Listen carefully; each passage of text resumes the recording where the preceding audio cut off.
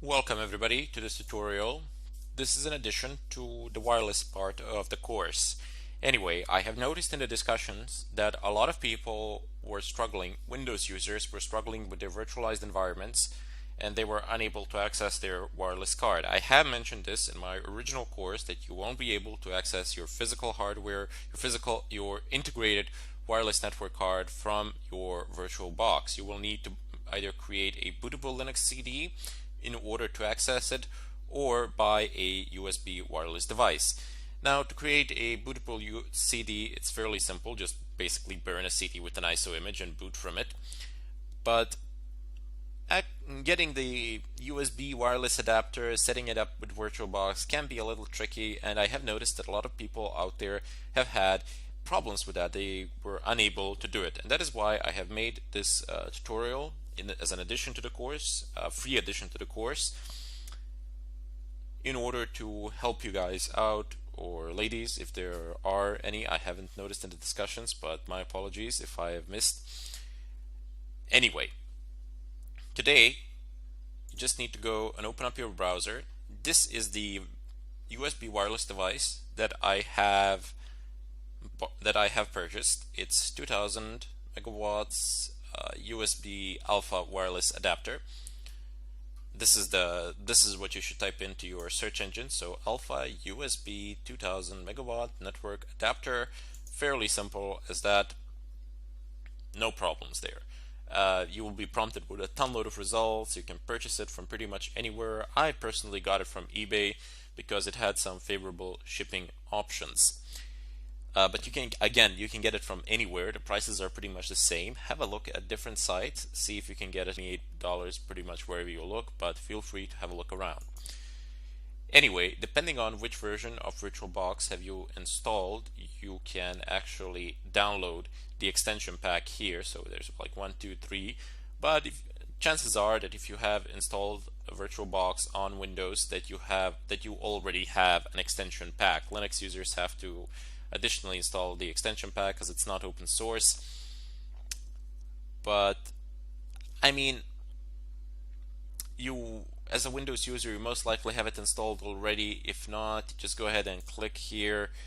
You'll be prompted with this one, download, and it says open with. Press OK. By the time the download is done, just go ahead and click on it and basically just follow through the wizard. Keep clicking the next button, quite literally. This is not my machine, by the way. I went to my friend's machine who is running Windows 7, so I could actually do this tutorial on a physical Windows machine. But as I said, I'm not going to install it now because I already have it installed. I have installed it through the installation of VirtualBox, and as I said, if you have installed VirtualBox on Windows, on any Windows, you most likely have the extension pack installed along with it. If you don't, just click here and keep clicking on next. That's all that you need to do, quite literally. There is nothing special or amazing or anything of a kind. The next button is your friend there. Anyway, let's just go ahead and minimize this. Go ahead and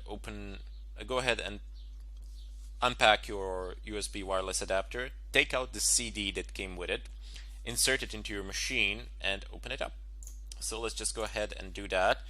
This is the CD that I have inserted into my CD-ROM. So let's just go ahead and open it. Excellent. So now you get prompted here for a bunch of questions. You can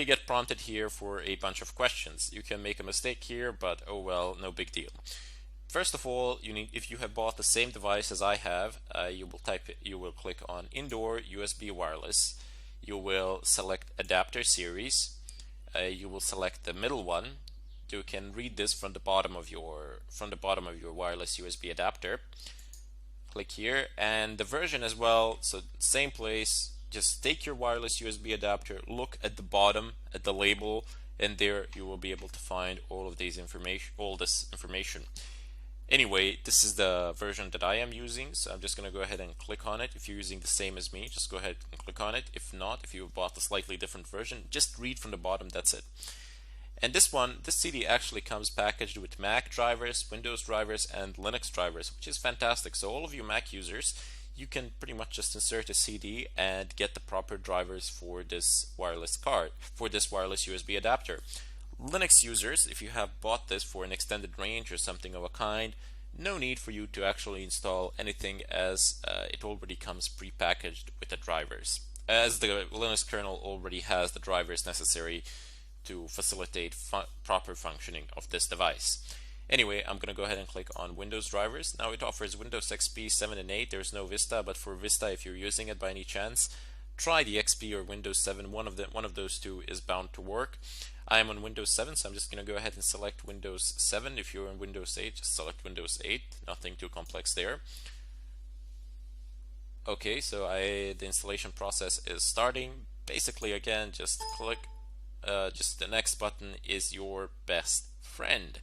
There's nothing fundamentally different or new that you need to do. Just keep on clicking next, and the installation process will finish. Amazing, I know, right? Nothing too complicated there. Just sit back, relax, let it finish its own thing, and you should be fine.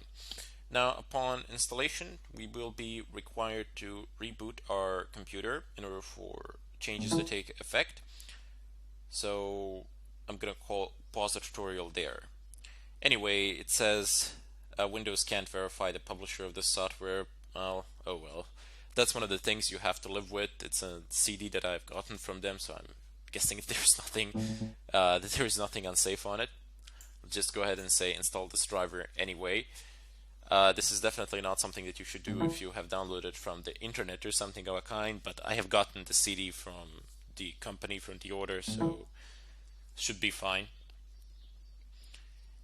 Anyway, the installation process is ongoing. I don't know, prompting you. If you can hear this clicking sound from time to time, that's basically Windows figuring out what the device is as the drivers are being installed.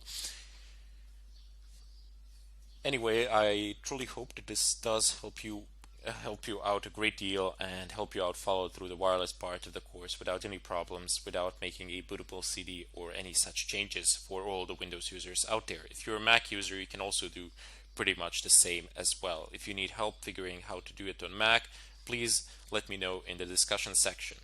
And here I'm just going to say that I do want to restart my computer now.